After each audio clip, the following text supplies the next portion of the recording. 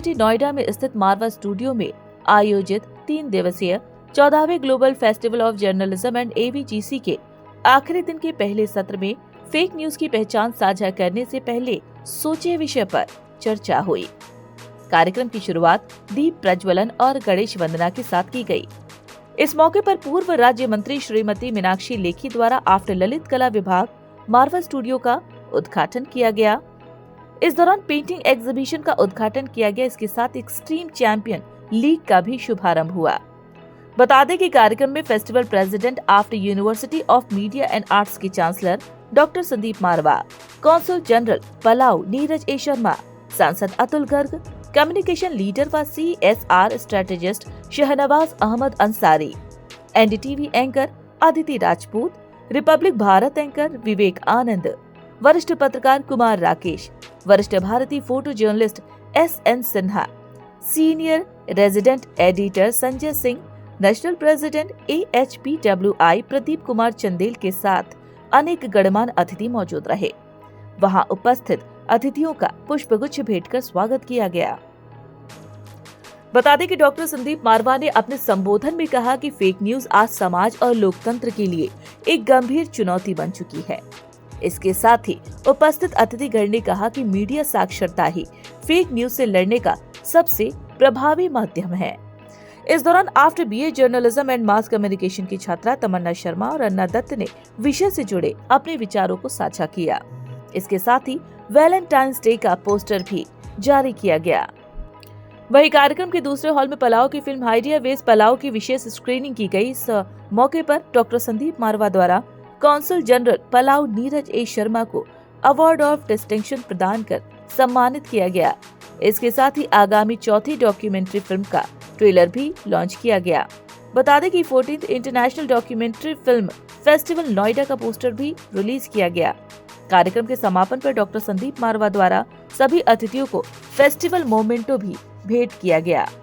Seminar में आज fake news को लेकर जो बातचीत की गई है, क्या लगता है इस तरह के जो टॉपिक्स होते हैं वो कितने जरूरी है लोगों को अवेयर करने के? सबसे पहले तो मैं आज 14th ग्लोबल जर्नलिज्म फेस्टिवल के तीसरे दिन के इस बड़े पहले सेशन में हमारे आए हुए सभी मेहमानों का तहे दिल से शुक्रिया अदा करता हूं, जिन्होंने समय निकालकर, क्योंकि सभी वर्किंग प्रोफेशनल्स हैं और बड़े बड़े चैनलों में, न्यूज़पेपरों में, रेडियो में सभी जगह काम करते हैं। और दूसरी बात तो मैं इस आप सभी लोगों के जरिए पूरे देश भर को आज वैलेंटाइंस डे के लिए बहुत बहुत मुबारकबाद देना चाहता हूं। आज खुशी का दिन है, प्यार मोहब्बत बांटने का दिन है और आइए सब मिलकर एक साथ देश में रहें, यही आज का संदेश है।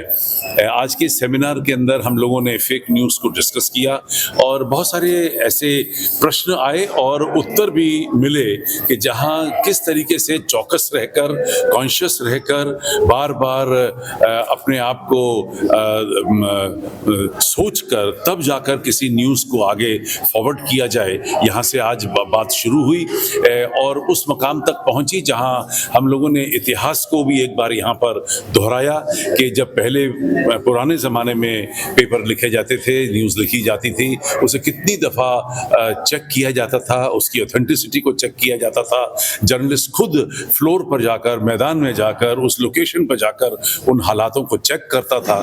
जब तक कि वो अपनी आंखों से नहीं देख लेता था तब तक खबर नहीं बनती थी। ये यहाँ से शुरू होती थी।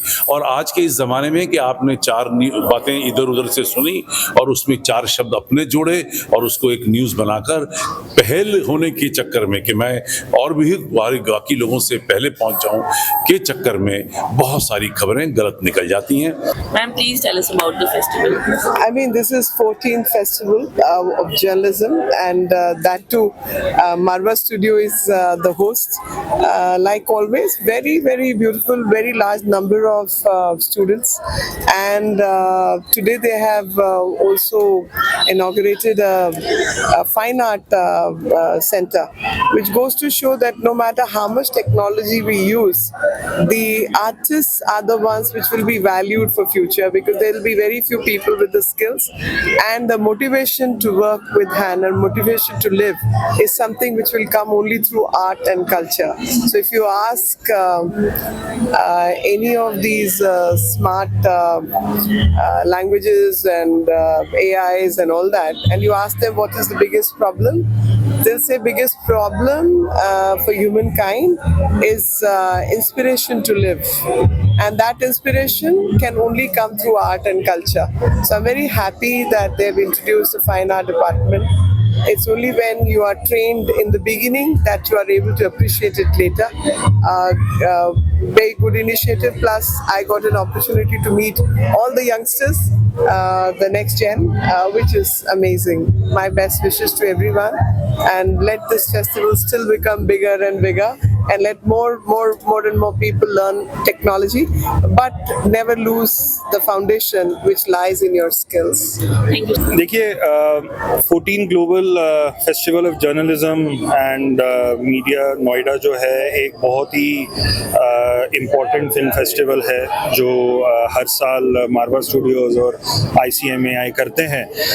हमारे लिए बहुत ख़ास है क्योंकि इंडो पलाव फिल्म और कल्चरल फोरम के तहत हमने जो डॉक्यूमेंट्री बनाई थी वो आज हमने शोकेस की यहाँ पे। फॉर्मर मिनिस्टर मीनाक्षी लेखी जी ने उसको इनॉग्रेट किया है संदीप मारवा जी के लीडरशिप के अंडर। तो हमें तो बहुत अच्छा लग रहा है कि ये एक प्लेटफॉर्म जो है सबके लिए है जो संदीप मारवा जी देते हैं, तो बहुत ही अच्छा लग रहा है हमें। सर, भारत और पलाव के बीच में जो रिश्ता है उसको कितनी मजबूती मिलेगी? देखिए बहुत ज़्यादा मजबूती मिलेगी। मैं आपको बताऊं, जब मैं अपॉइंट हुआ था 2019 में, तो पहली बार जब मैं मारवा स्टूडियो में आया तो संदीप जी ने प्रपोज किया Indo Palau film and cultural forum बनाने के लिए। तो उस टाइम पे मुझे पता नहीं था कि इसका जो मैग्नीट्यूड है इतना बड़ा हो जाएगा। तो इस फोरम के तहत हमने फूड फेस्टिवल भी किए हैं, हमने फैशन शोज भी किए हैं, आज हम फिल्म रिलीज कर रहे हैं यहाँ पे। तो ये बहुत मजबूत करता है दोनों देशों के बीच जो रिलेशंस हैं। इसके अलावा मारवा स्टूडियोज़ और AAFT ने हमारे पलाव के स्टूडेंट्स के लिए स्कॉलरशिप भी दी है, जो फिर से बहुत इम्पोर्टेंट है वहाँ की फिल्म मेकिंग और जर्नलिज्म इंडस्ट्री के लिए। ग्लोबल फिल्म फेस्टिवल में सर आप आए जर्नलिस्ट में, क्या बताना चाहेंगे इसके बारे में? देखिए, इस तरह के जर्नलिज्म के कार्यक्रम अगर ज़्यादा से ज़्यादा हों और जो स्टूडेंट नहीं आ रहे हैं, वो एक पत्रकारिता का जिस तरह से एक दिक्कत आ रही है पत्रकारिता में, तो वो एक कमिटमेंट के साथ आगे आए, इस बात की उन्हें प्रेरणा मिले। इसके अंदर उन पत्रकारों का जिक्र भी जरूर होना चाहिए आप लोगों के द्वारा। स्टडी करिए आप लोग कि जो सच्ची अच्छी पत्रकारिता के लिए जो जान दे रहे हैं। पूरे दुनिया के अंदर ऐसे पत्रकार हैं जो सच्चाई खोजने के लिए अपनी जान पर खेल करके लिए आते जाते हैं, उनका भी जिक्र होना चाहिए। और भारत के अंदर भी उन पत्रकारों को आइडेंटिफाइड करिए कि जो दो भागों में नहीं बटे हैं, जो किसी की बुराई भी करते हैं तो किसी की अच्छाई भी करते हैं। ऐसा ना हो कि वो किसी एक पक्ष में दिखाई दे। पत्रकारिता पटनी नहीं चाहिए। पत्रकारिता का मतलब यह है कि जो भी अच्छा हो या बुरा हो उसे उसी रूप में पेश किया जाए। जैसे आज सेमिनार में फेक न्यूज़ को लेकर बात की गई है कि लोग बिना पढ़े उस न्यूज़ को डिलीवर आगे कर देते हैं, तो क्या लगता है इस तरीके जो ये गुडविल कम हुई है ना, ब्रांड कम हुआ है। लेकिन अभी भी अगर आप ब्रांडेड पत्रकार बनते हैं जिसके लिए थोड़ा सा समय लगता है, तो आपकी गुडविल बहुत आसानी से बनेगी, क्योंकि इस समय बहुत जरूरत है ब्रांडेड पत्रकारों की जो अपनी व्यक्तिगत TRP के लिए काम नहीं कर रहे हैं। ग्लोबल फेस्टिवल ऑफ जर्नलिस्ट के बारे में क्या बताना चाहिए? जर्नलिस्ट के बारे में बोलना यह है कि आप मेहनत से काम करो, ईमानदारी से काम करो, और पत्रकारिता ऐसा पेशा है जो कि दूसरे पेशों से एकदम अलग है। अगर आपके अंदर जज्बा नहीं है, आपके अंदर अगर जिद नहीं है, जुनून नहीं है, तो पत्रकारिता नहीं हो सकती। आपको निडर होना होगा। अगर जो डर गया वो जर्नलिज्म नहीं कर सकता। ये जर्नलिस्ट जबरदस्ती नहीं बनाया जा सकता। जैसे किसी को संगीतकार जबरदस्ती नहीं बनाया जा सकता, गायक नहीं बनाया जा सकता, चित्रकार नहीं बनाया जा सकता।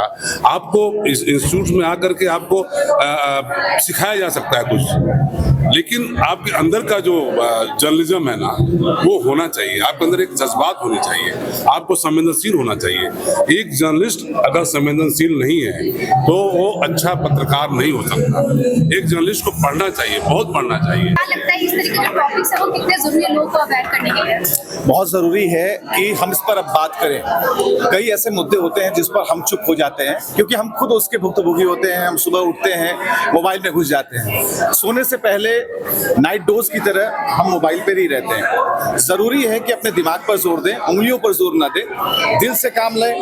और दिल में जो आवाज़ उठती है इस बात को लेकर कि हमें फेक न्यूज़ की तरफ नहीं जाना है, हमें सच दिखाना, ठीक है, एक अलग चैप्टर हो सकता है, लेकिन ज़रूरी है कि हम गलत खबरों को परसरे ना दें, हम उन्हें बढ़ाए नहीं। अगर आपने अपनी उंगलियों को रोक लिया तो आधी लड़ाई हम जीत गए। और कल से यही करना है, हम अपने उंगलियों को रोकेंगे, गलत खबरों को प्रसारित नहीं करेंगे। और जिस संस्थान में आप लोग हैं बहुत मजबूत संस्थान है और इसका फायदा निसंदेह आपको आगे आने वाले भविष्य में नजर आने वाला है।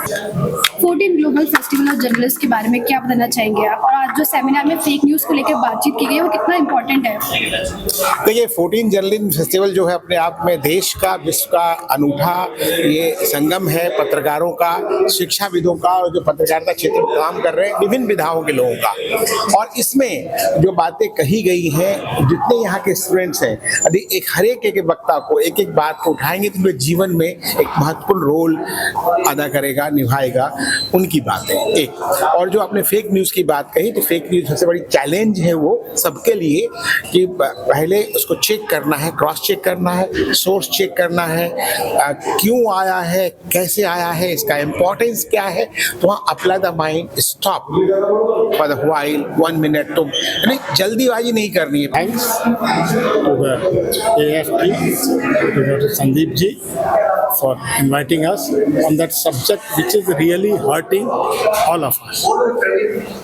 आज उसकी ज़रूरत है कि हम फेक न्यूज़ की बात करें, क्योंकि कल जब आप आएंगे मैदान में तो ये सबसे बड़ा हर्ट आपको करेगा, ये किसी और को नहीं कर रहा है। भले ही लोग कहते हैं कि वो फेक न्यूज़ उन पे असर डालता है, वो हमारे जर्नलिज्म पे असर डालता है। बिकॉज जर्नलिज्म का बेसिक है credibility, and with this fake news, if we are losing our credibility, then tomorrow nobody will believe us.